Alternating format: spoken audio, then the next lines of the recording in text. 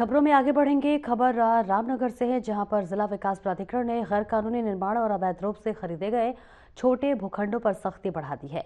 प्राधिकरण के सचिव विजयनाथ शुक्ला ने जानकारी देते हुए बताया कि शासन के आदेश के बाद नैनीताल जिले के रामनगर आदि में पिछले एक वर्ष के भीतर 100 गज से छोटे भूखंडों की बड़े स्तर पर जांच की गई। इन भूखंडों का स्टाम्प पेपर पर हुई खरीद फरोख्त की वैधता की जांच के लिए जिला विकास प्राधिकरण द्वारा सर्वे अभियान चलाया था। ऐसे में सचिव शुक्ला के अनुसार इस अभियान के दौरान लगभग 1000 से अधिक मकानों को विस्तृत सर्वे किया गया। सर्वे की रिपोर्ट में कई गड़बड़ियां सामने आने के बाद प्राधिकरण ने कानून के तहत कार्रवाई शुरू की। उन्होंने बताया कि लगभग 600 लोगों को नोटिस जारी किए गए हैं, जिनमें से कई पर नियमानुसार कार्रवाई की जा चुकी है।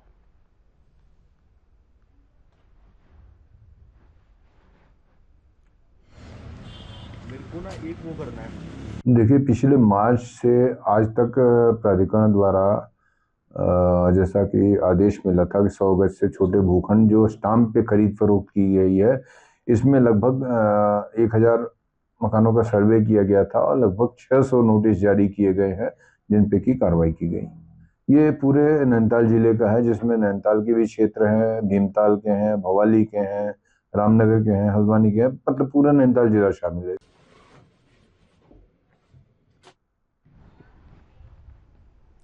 जिलाधिकारी सविन बंसल ने सोमवार को ऋषि पंडा सभागार में जनता दर्शन कार्यक्रम में जन समस्याएं सुनी। दूर दराज से पहुंचे लोगों ने भूमि विवाद, सीमांकन, घरेलू हिंसा प्रमाण पत्र, परिवार रजिस्टर, आर्थिक सहायता, ऋण माफी आदि से जुड़े 102 समस्याएं रखी। जिलाधिकारी ने मौके पर ही कई मामलों का ऑन द स्पॉट निस्तारण किया।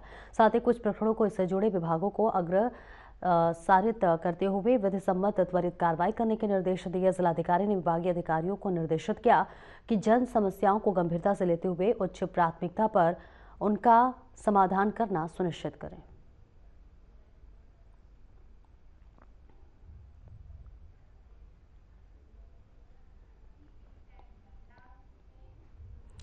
कॉर्बेट टाइगर रिजर्व से सर्द मौसम में पर्यटकों के लिए बड़ी खुशखबरी सामने आई है, जहां सालों से बंद पड़ी हाथी सफारी को आखिरकार फिर से अनुमति मिल गई है।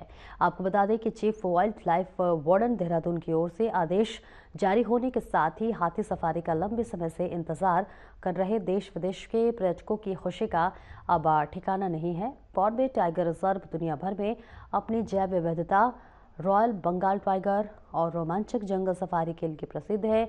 ऐसे में हाथी सफारी की बहाली इस पार्क की पर्यटन गतिविधियों में एक बड़ा बदलाव साबित होगी।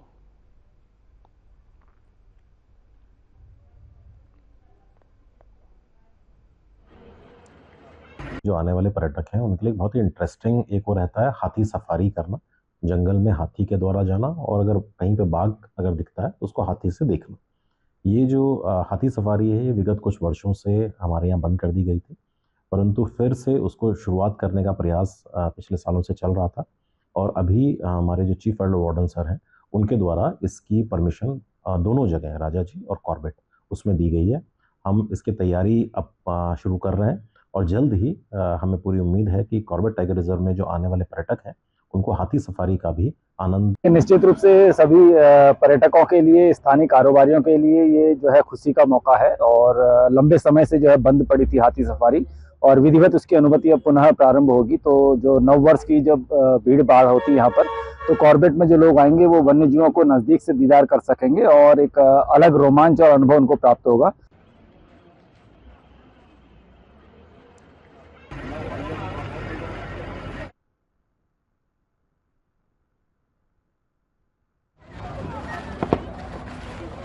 नहीं, इधर